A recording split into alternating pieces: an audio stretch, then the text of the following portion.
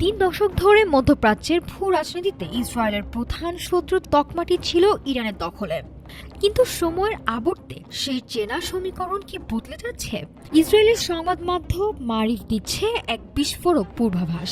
বলা হচ্ছে ইরানের সাময়িক সক্ষমতা এখন বিপর্যস্ত, আর সেই শূন্যস্থান পূরণে দৌড়ে আছে আরও দুই মুসলিম শক্তি, তুরস্ক এবং পাকিস্তান। বিশ্লেষক বজ গোলানির মতে, ইরান এখন খাদের কিনারায়, তাই অনিচ্ছা সত্ত্বেও তাদের ছাড়তে হতে পারে প্রধান শত্রুর আসন। আর সেখানে আবির্ভূত হতে পারে 24 কোটি মানুষের দেশ পাকিস্তান কিংবা 8.5 কোটি মানুষের তুরস্ক। দুই দেশই সুন্নি প্রধান, সাময়িকভাবে শক্তিশালী এবং নাটকীয়ভাবে যুক্তরাষ্ট্রের মিত্র। গত এক সপ্তাহে আঙ্কারার সাথে তেল আবিবের উত্তেজনা পৌঁছেছে চরমে। কুর্দি ইস্যু থেকে গাজা যুদ্ধ, পাল্টাপাল্টি অভিযোগ সরব নেতানিয়াহু ও এরদোয়ান।